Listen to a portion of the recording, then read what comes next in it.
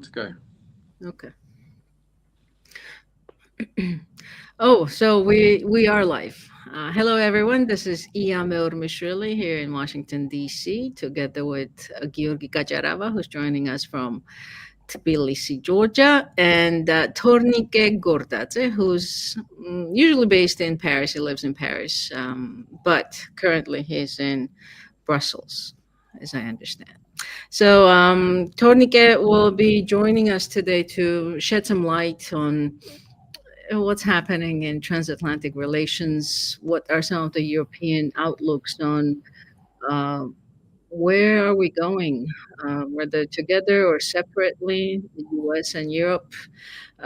So he will shed some light. He's been studying all these issues and topics for many years now. He has a very distinguished career both in Georgia and in Paris, and currently he is at the Paris Institute of Political Studies, and he's also he teaches at the institute, and he's also a senior fellow. Correct me if I'm not saying this right. Yeah, Senior fellow at Jacques Delors Institute. So welcome. Thank you very much for taking thank the you. time. Thank you for having me. Um, And good evening. Here is yes, the evening already. yes, thank you, especially joining us this evening. Yes, and thank you, Georg. It's late at night in Tbilisi. So, welcome everyone. Georgi, anything you want to say before we dive into it? I just wanted to greet our traditionally distinguished audience and ask to like and subscribe and stay with us. Yes, yes, that's key. Yes, subscribe, stay with us, share the wealth of this information. Tornike, let's. It's incredible that news and events change basically by the hour. It's exhausting to keep up with everything that's happening. But one really big news item, at least Ukraine related, US Russia relations related, is the interview that Steve Witkoff, who's the president's special representative in negotiations both in the Middle East as well as with Russia, gave to Fox News last night. And he basically said that he does not rule out that Russia and the US can have economic partnerships, and these partnerships create stability. Um, we can look at it from many different angles. The interview and the answers that, well, two answers that he gave, uh, eh, also about so-called five territories, and I'm quoting him when I say Mhm. that. What do you make of this um, latest that we just learned, that so-called five territories, NATO, Article 5, maybe not. It was very unclear. So, did you get any sense of the interview, and what do you think about that? Oh, there are things that maybe I think personally, and there are also things that here experts and also governments in Europe comment on this.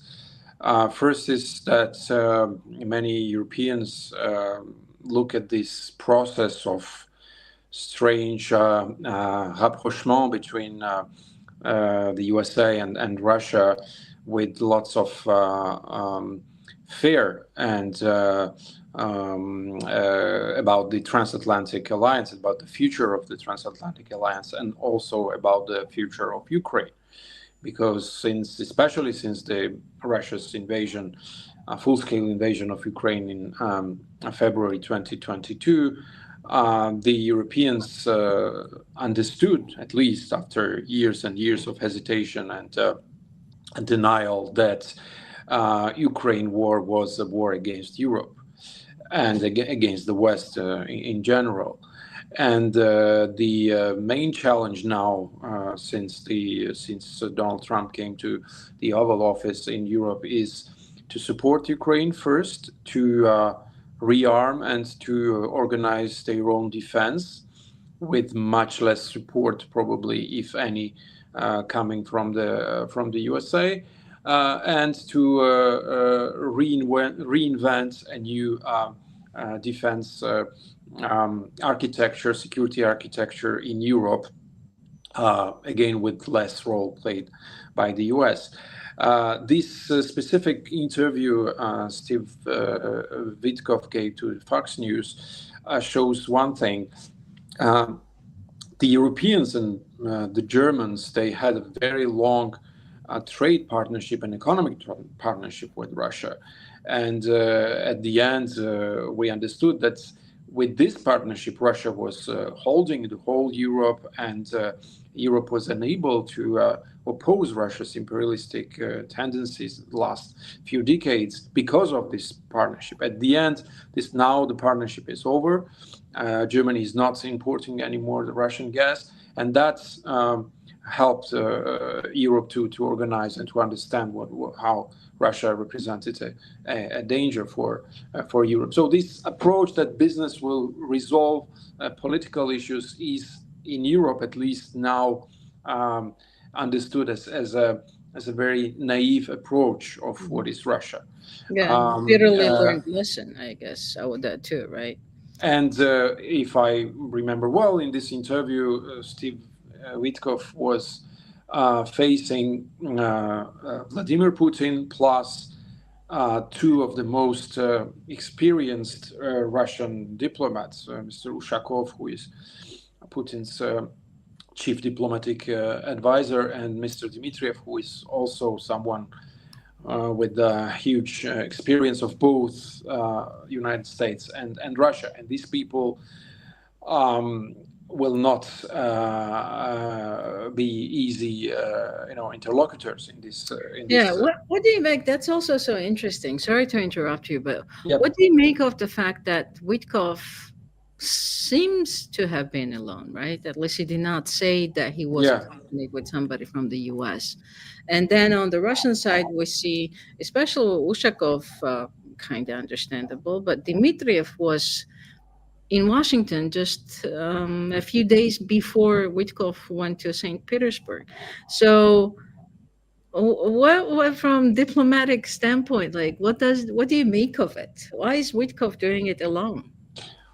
This is, the since Trump's second presidency, there are lots of other perceived or well-rooted standards have disappeared. So this is, I'm not personally very much surprised that he is someone who is trusted by the president, and probably the president believes that he doesn't need diplomats who maybe are suspected to represent the so-called deep state, and he wants to go, straightforward. But this is something that also characterizes this. To be fair, some other politicians. I mean, but the Europeans themselves had this illusion at the beginning. I mean, many European leaders, Emmanuel Macron himself, believed that when he became president in 2017, first 2 3 years he tried a reset with Russia, and he was also criticizing his own diplomats, saying that okay, they want to. I have ideas. I know how to deal with Russia, but they don't let me, and they are kind of obstacle to my vision of how to normalize relations with Russia, how to tame Putin. But then he understood. Same was with Merkel. Same was with Obama. And many others. I mean, even George Bush, he at the beginning thought that he could get along with Putin. So this, what is not understandable and difficult to understand is that how after these failures, the President Trump believes again that he can be successful where everyone before him Yeah. failed. But also the Russians are quite strong in manipulating leaders' egos. I remember French President Sarkozy, how he was Yes. manipulated by Putin, telling him that with his help he could become the true leader of Europe and the only leader of Europe if he had Russia backing him. Same with Macron at the beginning. Putin was praising him as one of the most intelligent and the most brilliant European, leaders. And this is something that probably also works. And these leaders who won elections, who believed that somehow they accomplished great victories, they believe that they can be successful where everyone Yes, else because failed. they But are the smarter, smartest. but again, the huge difference is that none of these leaders went as far as Donald Trump. They didn't put into jeopardy the transatlantic links. They didn't let's say they didn't abandon Ukraine at the end, to Russia. So yeah, this is still I understand the mechanism how it works, but uh, after all these lessons, it's still quite difficult to understand why the President Trump is going in this direction. Yeah. Yeah, Georgi, do you have an observation about this interview before we move on to something else? Yeah, I have similar observations, by the way.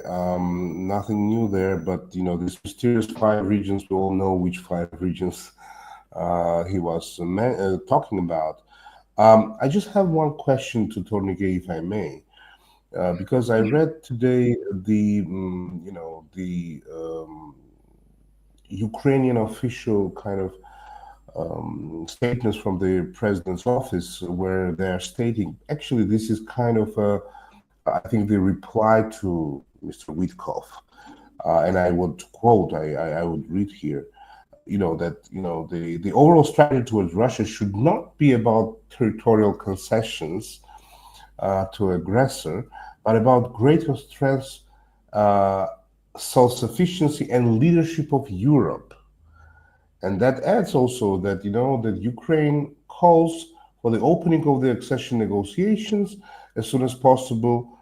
Uh, and why I'm asking this, because you just mentioned about the relationship between the Europe and the United States in the context of the war in Ukraine.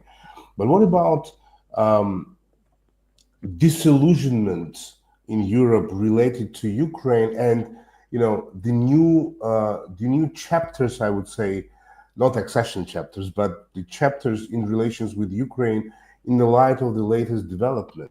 What are the thoughts and maybe as well motivation for the Europeans to engage with Ukraine in a different way, in a militarily, economically, politically, etc. So that is also important because, as was announced not long ago, Secretary Rubio and I think General Kellogg are going to visit Paris and President Macron in the coming days, I think, even this week, as far as I remember. So probably there will be some discussions about the European approach towards the situation in Ukraine overall. So, what is your take on this whole thing? The Europeans clearly understand now that there is no security in Europe without peace in Ukraine and without stability and security in Ukraine. And also there will be no European defense without the participation of Ukraine as a state and with the resources that Ukraine has. Today, even if the situation is very difficult on the front line, Ukraine has one of the biggest, if not the biggest, The European biggest, army yeah. in terms of military engaged in, and with this army is has a huge experience of fighting. Ukraine has developed, had already before the war, but now the war pushed Ukraine to develop an impressive military industry. And we see some of the most successful Ukrainian equipment causing lots of difficulties to the Russian army, drones and maritime drones, etc. So the Ukraine will be a very important component of Europe's future defense strategy and defense architecture. Without the participation of Ukraine, Europe cannot defend itself facing Russia. But not only Ukraine, the Europeans will also want to involve Turkey. They also, of course, we are not discussing about European Union as a military power.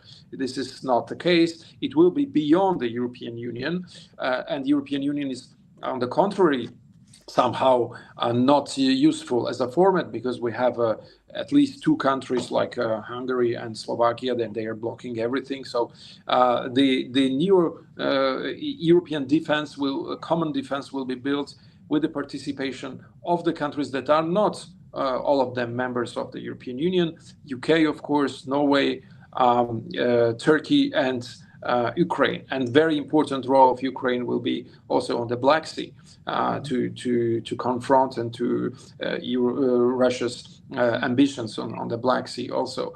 So yeah, the European Sea, that's why it's so crucial for Europe Ukraine not to be defeated and not to sign a capitulation kind of treaty with Russia, because of course it will be followed by another war on the European continent, this time not in Ukraine, but probably involving some of the EU or NATO members on the European continent. Mm-hmm. So yeah, I think the French, the Germans, the UK, Italy, and of course Poland and those Eastern and Central European countries and Northern European countries that are bordering Russia, they understand it perfectly how important is Ukraine for them. Yeah, and it's really important. That's a very important topic that you're raising. Military readiness or military capabilities of the European countries, even some of the most powerful ones, is fairly limited. And to look at some of the numbers, like France has about 200,000 soldiers, basically, that could be mobilized, or active duty, I should say. Germany has under 200,000. That's not a big number, right? It's not to mention anything about, I don't know, you go Italy, down. Italy is 170,000. Yeah. These are approximate numbers, not straight from the official websites of those militaries. But and Ukraine has over 500,000 troops, right? I've heard the 800,000. Yeah. So that's why, yeah. And Russia has what is aiming to have about 1 million, right? With this latest 1.5 million at the moment. At the moment, and they're going to increase it for 1.8 by 1.8. By so the numbers, the numbers that we're talking about are just incredible, and to be fair to some of the American criticism of European countries, there is something to it, right?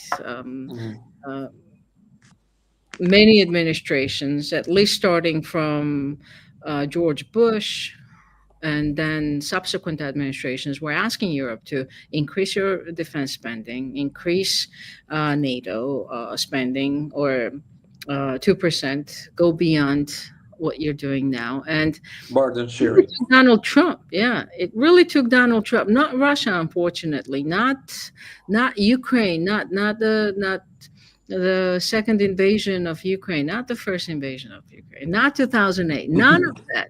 It took Donald Trump to wake them up during his first term, when he actually questioned America's dedication to the alliance.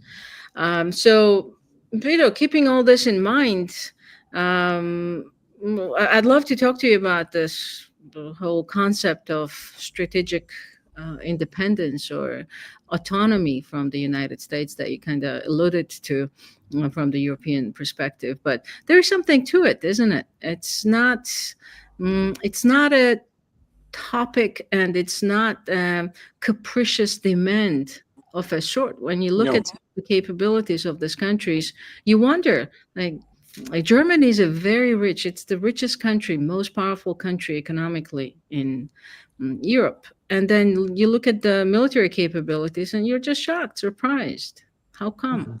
So, given all this, let's move to the topic of strategic autonomy. To me, it's a very elusive, very interesting topic.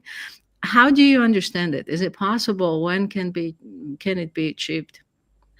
It's a question of survival, I think, now. And Donald Trump, maybe without having intention, but the second term, Donald Trump will provoke this and is provoking this very serious, I'll say, wake up. It's not even a wake up call, it's a shock now. What's happened, what is happening the last few weeks in Europe. And of course, I totally agree, Europe was not spending enough on their defense. Even the 2 points of GDP, 2% of GDP, that was the norm fixed by NATO, was not respected by most of the European states. It was only 5 or 6 to 10 years ago. Now, it's 2/3 of them went to 2% of the GDP, but it's not enough.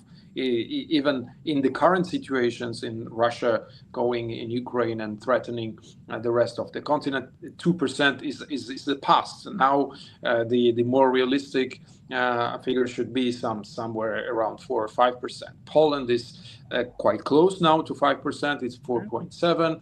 France is just above 2%. Italy is still 1.5. Germany 1.5.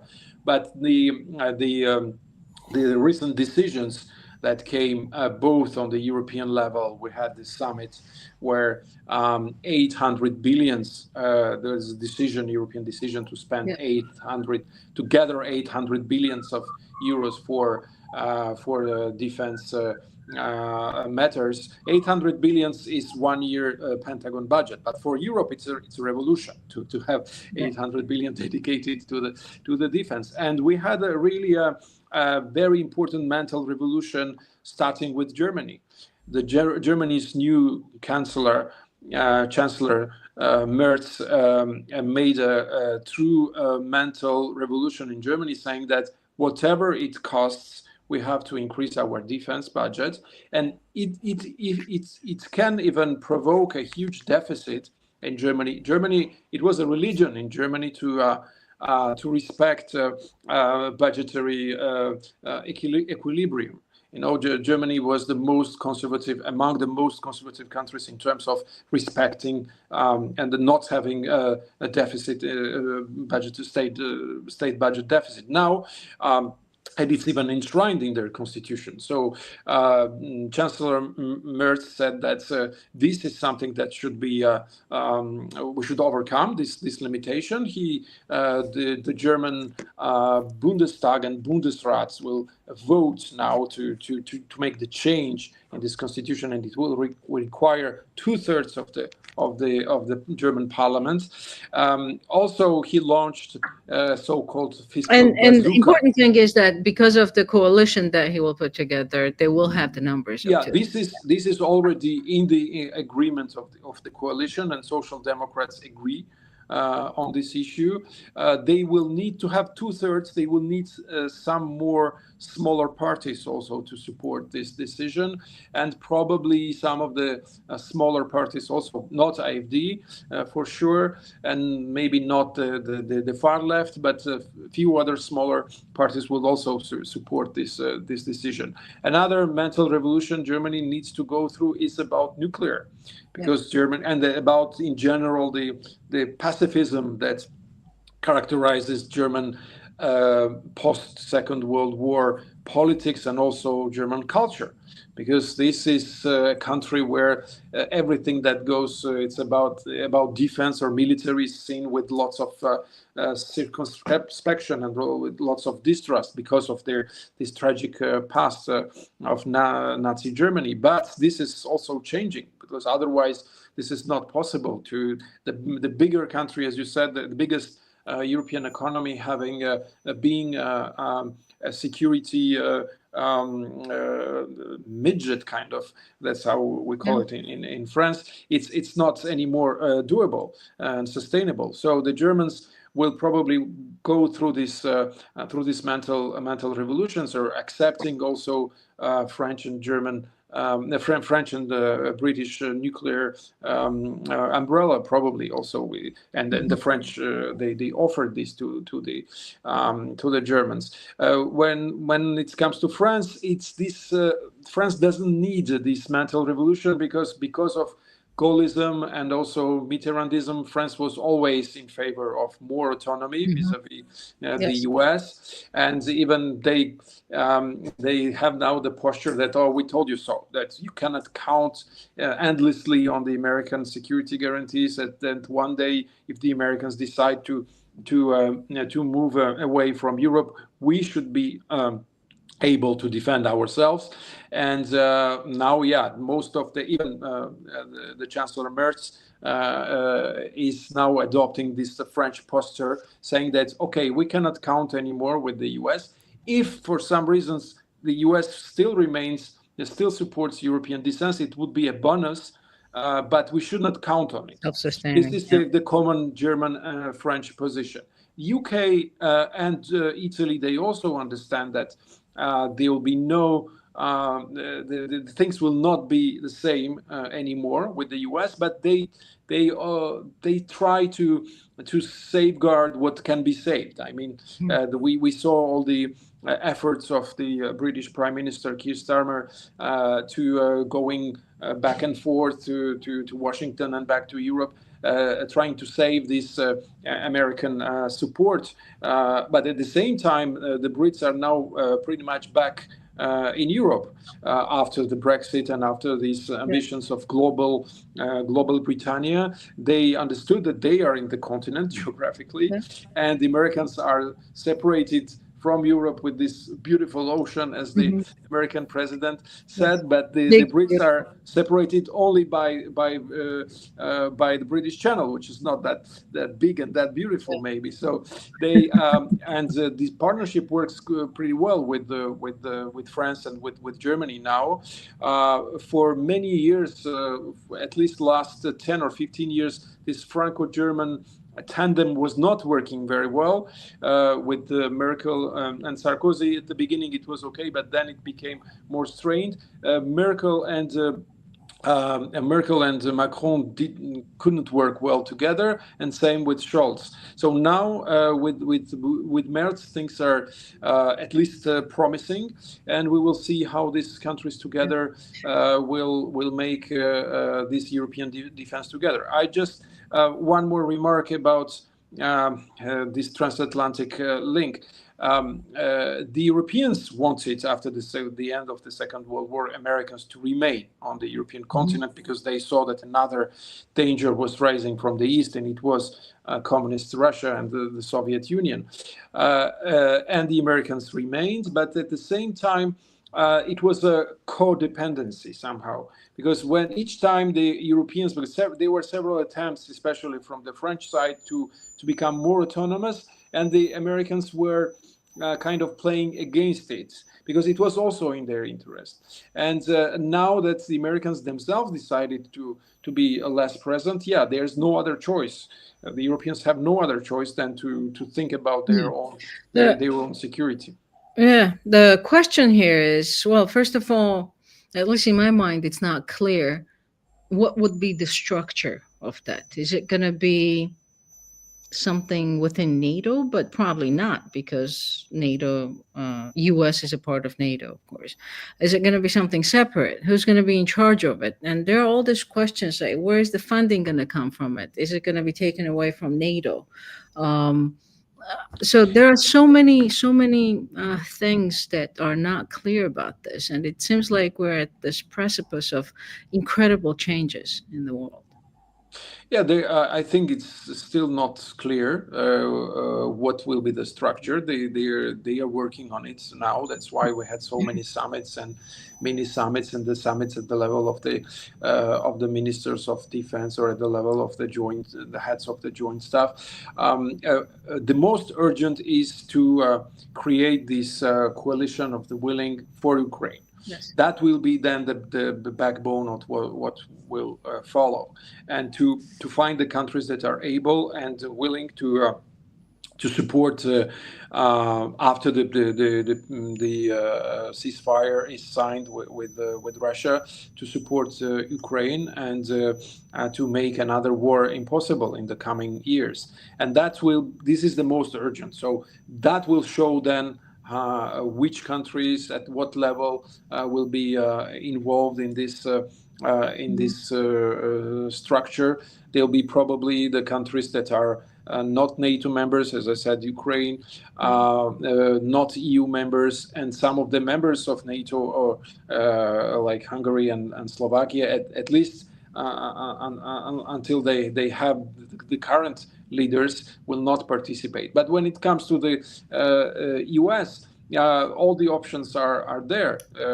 So far, the US didn't leave. Is still in NATO, and Secretary Rubio said recently when he was visiting Brussels and um, when he met the Secretary General Rutte, that it was not the U.S. was not going to leave NATO. Maybe the U.S. will participate less Mhm. in NATO, but it is still, I think, not a single NATO member wants U.S. to leave NATO, Of uh, course. I don't think even the. and they don't want to envisage, but they think that they should be ready for this Mhm. possibility. Yeah. Now it is becoming more possible scenario than, let's say, 10 years ago, or even during the Trump's first presidency. Yeah. Yeah, it's interesting and important to keep in mind that Senator Rubio was a co-sponsor of a bill. Now it's a law in the United States that prohibits and prevents the president of the United States to withdraw from NATO unilaterally.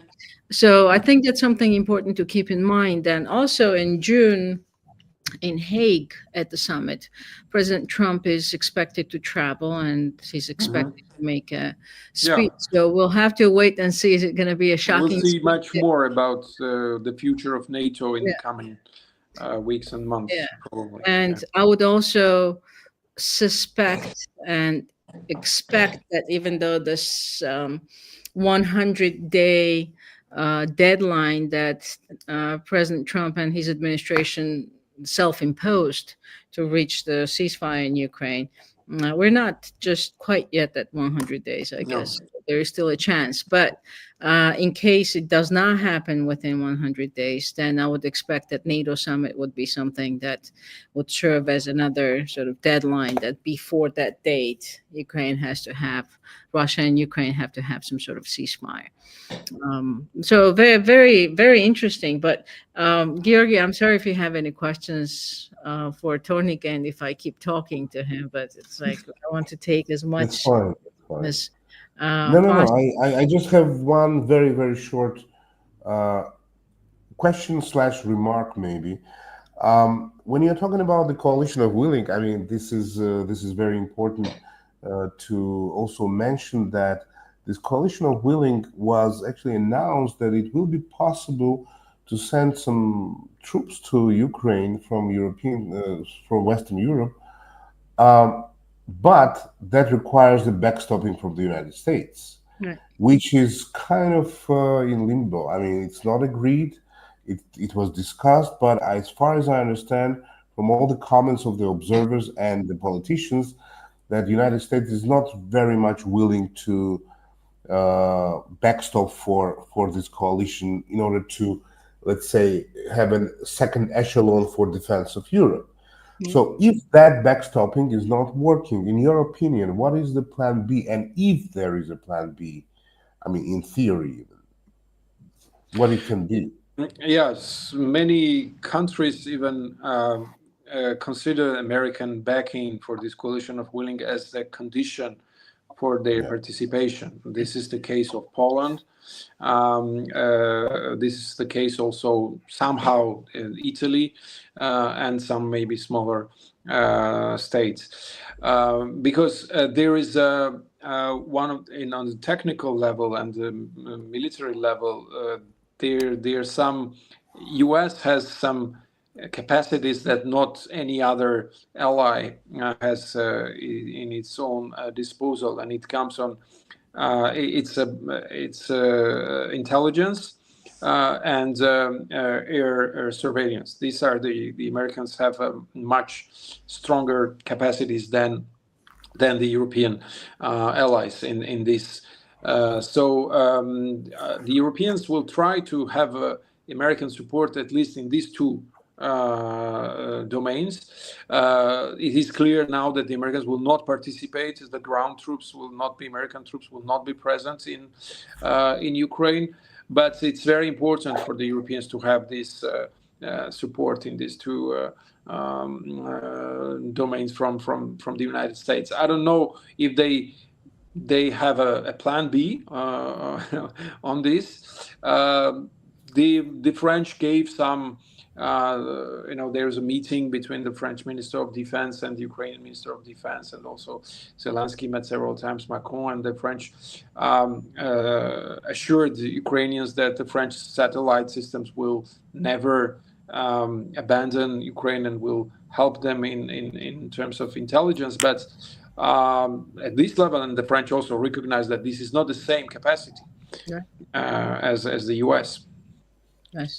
Yes, yes, and I think that's everybody recognizes that. But at the same time, there's also, at least from this vantage point, you can see that everybody wants the United States to be involved, right? Backstop, whatever the term could be, depends who you talk to. But people are not desperate. And as you said, Tornike, like French are offering the intelligence information, satellite intelligence. Germans are committing to send weapons, the ones that they were refusing or they've promised to send but never really did. Very interesting. Also, Italy's positioning on this. I think in one of your recent articles, Tornike, you were writing about different countries, how they're reacting to everything that's unfolding. And about Italy, you were writing that Meloni is doing this delicate dance. So tell us more about that. Where do you see Italy? And it's worth mentioning that Meloni is going to be coming. I'm sorry about the dogs. Meloni's coming to Washington tomorrow for a state visit, or the official visit to Washington. Supposedly, she's going to talk about 0 tariffs with the White House and President Trump.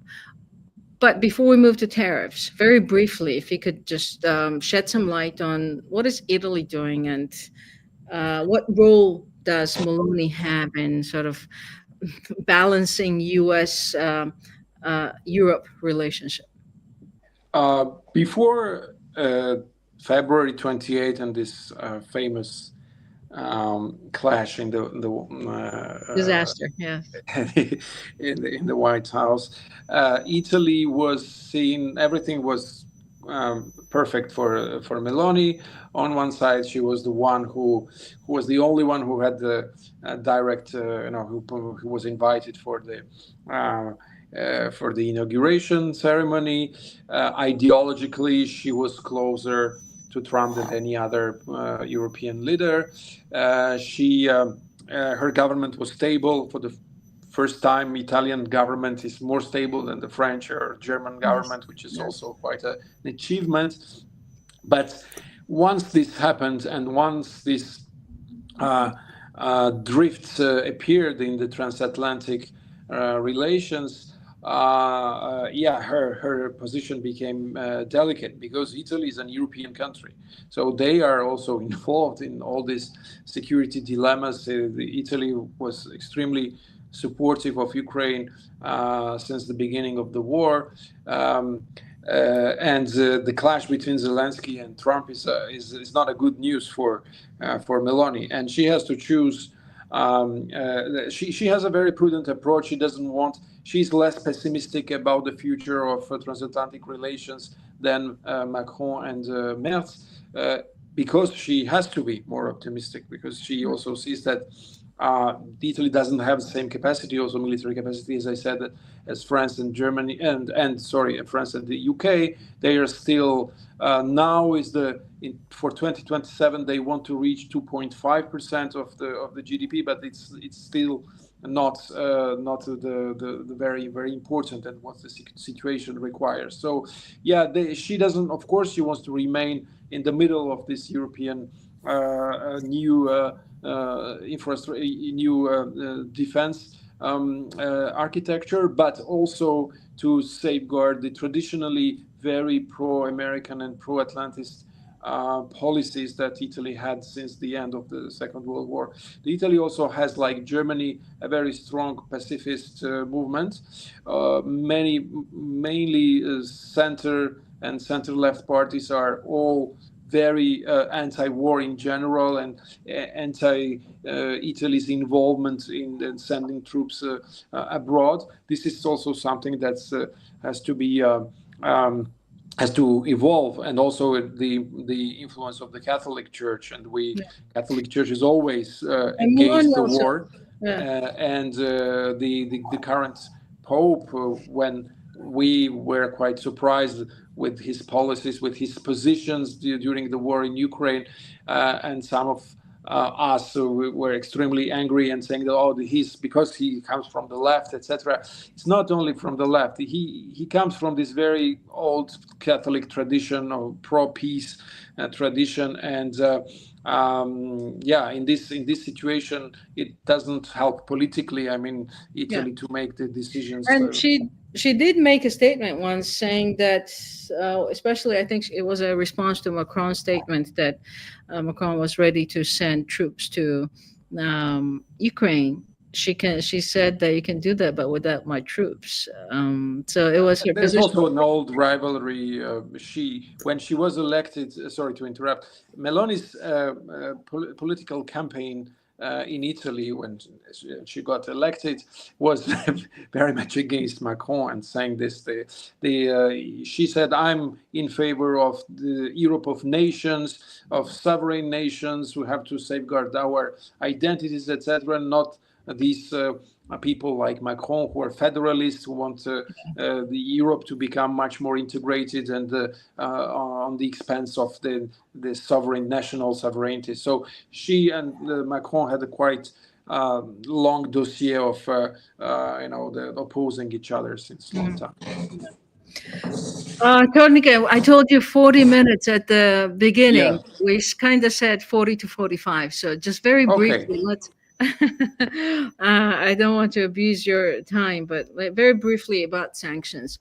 What do you think? It's a big topic. Sorry to put you on the spot here to briefly talk about it, but what do you think the impact of this, the whole sort of up and down and roller coaster, both economic and political and emotional, that's coming from America's partners towards Washington right now?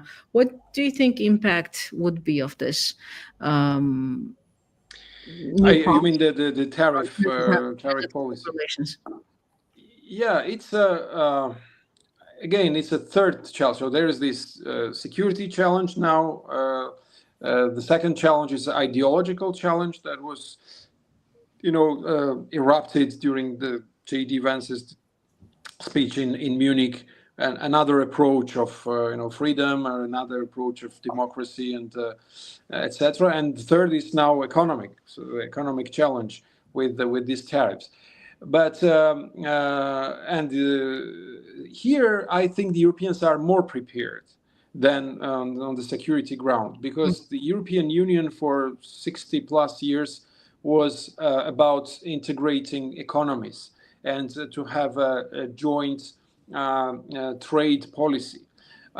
Inside the European Union, there is this fortress that is called DG Trade, which determines the European Union foreign trade, and that signs agreements, trade treaties with other countries or with other group of countries like Mercosur or ASEAN, etc. So this is the European Union is one of the biggest markets, one of the biggest exporter and importer, and they have a huge capacity of negotiations.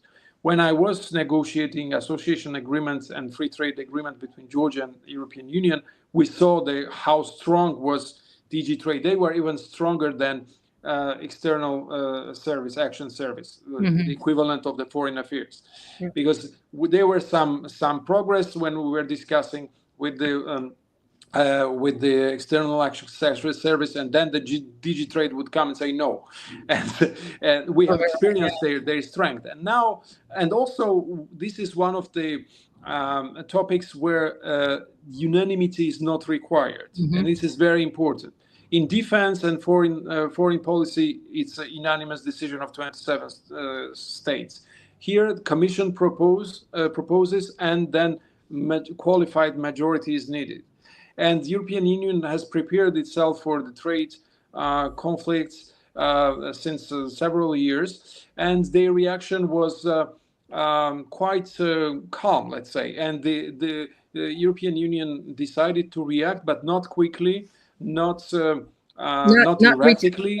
Yeah. But there was a strong preparation, and there is still lots of work how to respond to this trade policy, and the European Union can respond because on the level of goods, US has a deficit with Europe, but on the level of services, it's the contrary. So if the European Union decides to include services in this tariff war, it will be damageable to the US. And there's lots of these huge tech companies that operate in Europe, and they can be taxed even more if Europe wants to retaliate. They have lots of instruments to react, but so far no one really wants a trade war between European Union and the US, because there is also a third player, that is China.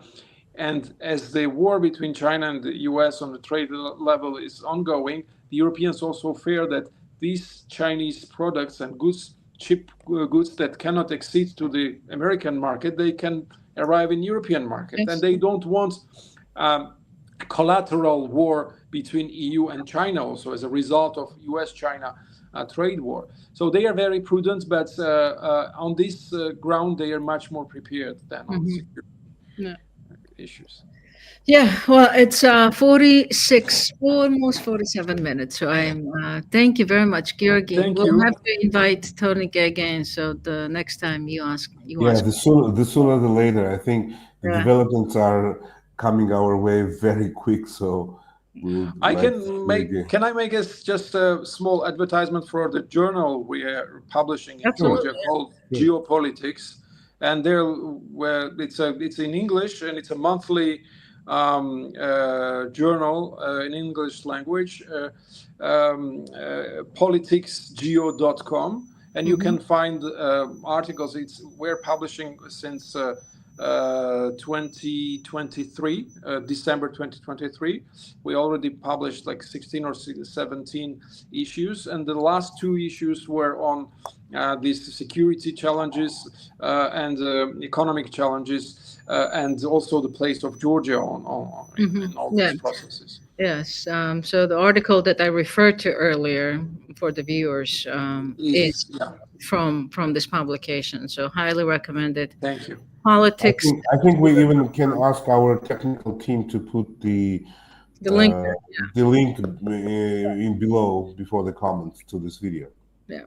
Thank you very much. You're welcome. Tonika, thank you very much. Have a great or wonderful rest of your evening, and we do appreciate your time. And have a nice day. It was a real pleasure to listen to you, and hope to see you again with us. Bye-bye.